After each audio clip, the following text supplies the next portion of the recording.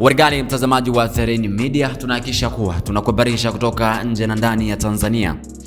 Israel Katz, waziri wa ulinzi wa Israeli, amethibitisha kuwa wanaweza kuirudisha Irani enzi za mawe. Waziri wa ulinzi wa Israel Katz amesema kuwa nchi yake iko tayari kurejea vitani dhidi ya Irani na hata kuonya kwamba wanaweza kuipeleka Irani katika enzi za mawe, yani Stone Age, kwa kushambulia miundombinu muhimu ya nishati na uchumi.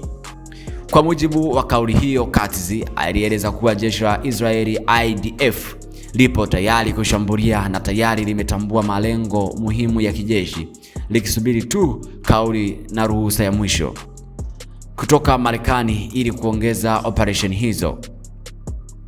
Kauli hii imeongeza mvutano mkubwa katika eneo la Mashariki ya Kati, huku wachambuzi wakisema lugha hii inaashiria uwezekano wa kuongezeka kwa vita ikiwa juhudi za kidiplomasia hazitafanikiwa, huku hatua ya kwanza ya diplomasia ya makubaliano kati ya Irani na Marekani yalivyogonga mwamba, wakiamini kwamba pande zote mbili haziwezi kufikia makubaliano baina ya watu hao wawili.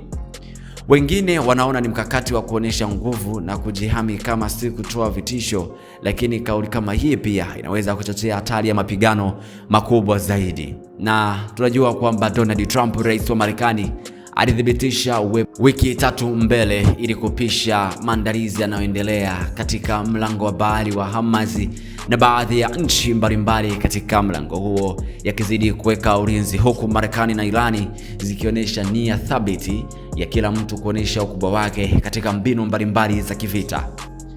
Endelea kuwa nasi katika habari kutoka nje na ndani ya Tanzania. Tutahakikisha kuwa unazidi kupata habari kutoka Mashariki ya Kati, huku ukibonyeza alama ya kitufe cha kengele ili uzidi kuwa kwanza kupata taarifa muhimu kutoka hapa The Rain Media.